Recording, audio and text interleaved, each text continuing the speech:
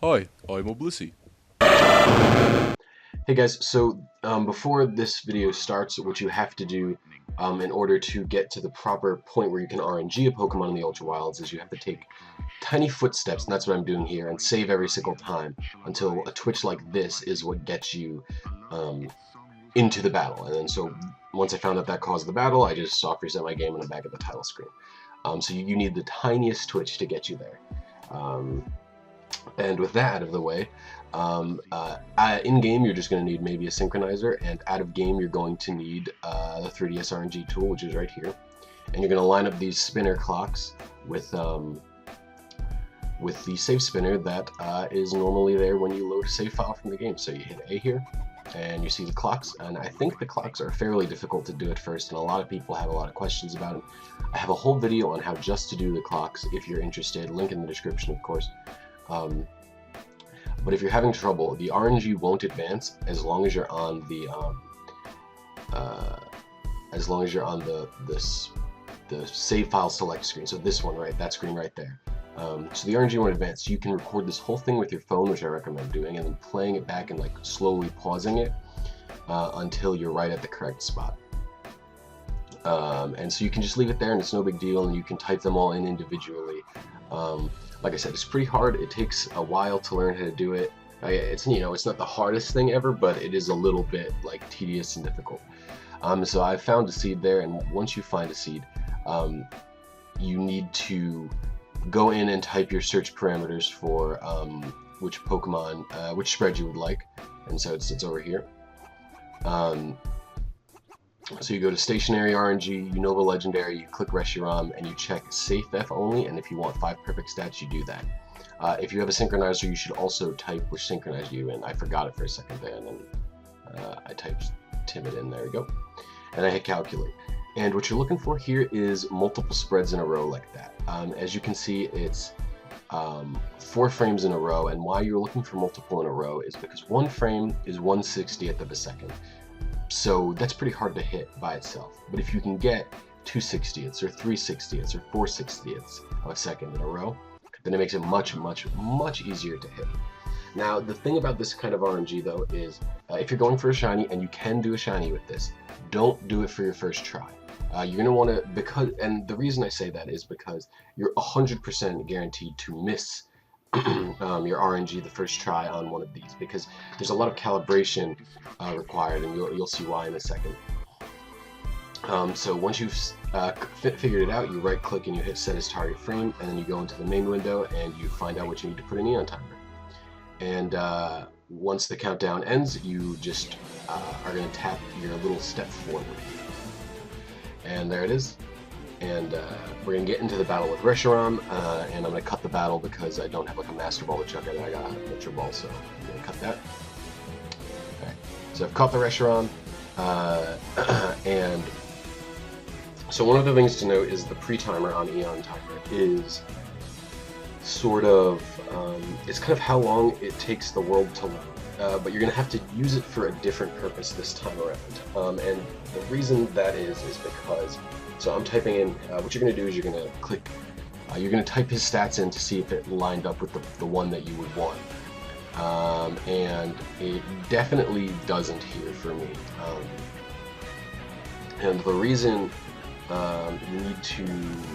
you need to figure out how many frames apart you are.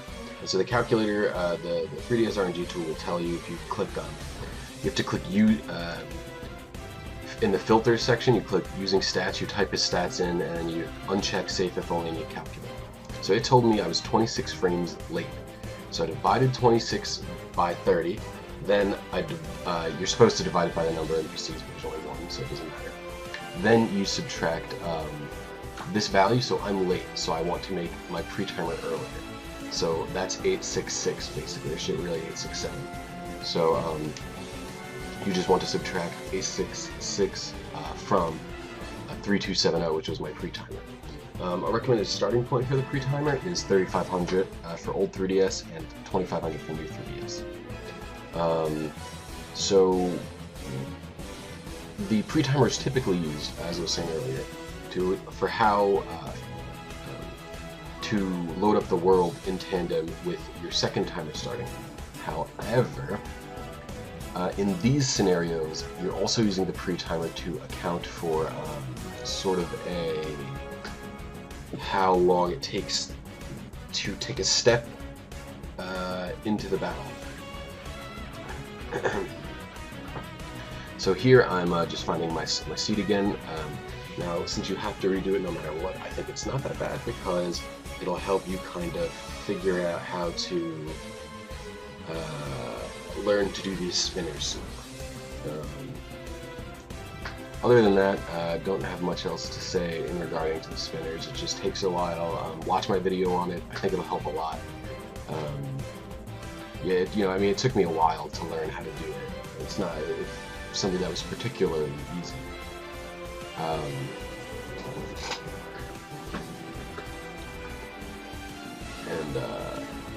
mean, other than that, once you get your seed, you can go for a search again. So here I have found one that is particularly good. It's about 3 minutes in, I think. I was thinking about going. I was thinking if I could go for a 1 second one, which you could.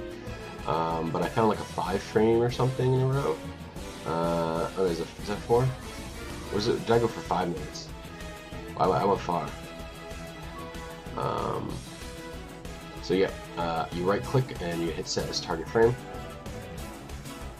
and then you go over into the other window, the 3ds main RNG tool, and you hit the calculate button, and it'll tell you what to put into EonTimer. And so once I've done that, I'm just going to start the EonTimer at the same time. It's a 5-minute wait, so you start at the same time. You can see it's going to take a while. And as you see, my pre-timer is way early here. The world doesn't load up for a while. But again, you're using it to adjust for the little tippy toe I'm taking as well. Take the little tippy toe at the end of this one. So you'll just one little twitch. So you just hit the circle pad. I'm telling you, it's very frustrating. It'll take a while to get this down, but you can be consistent with it.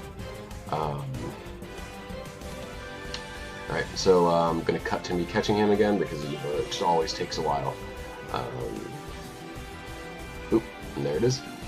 Okay, so here it's just simply doing the stat check, and at this point I'm pretty positive this is the restaurant. The thing about this restaurant is I didn't aim for shiny in this video, and I didn't aim for a great stat spread, particularly just because I don't play Ubers, and also because if I'm ever using this restaurant, it's for QREM White instead. But so here's the stats.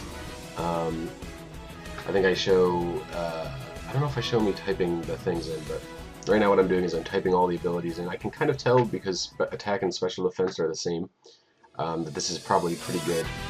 Oh yeah, here is me typing in. So you click using stats, uncheck safe F, and you type in all of the stats that he's got. There. And at first I thought it wasn't good because I knew my speed stat was way too low, but then I realized that my speed stat here is an 8. And so there it is. That's the restaurant that I got. If you guys have any questions or comments, feel free to leave them into the description, and please remember to like and subscribe and do the little notification thing. I'll see you guys next video. Thanks for watching.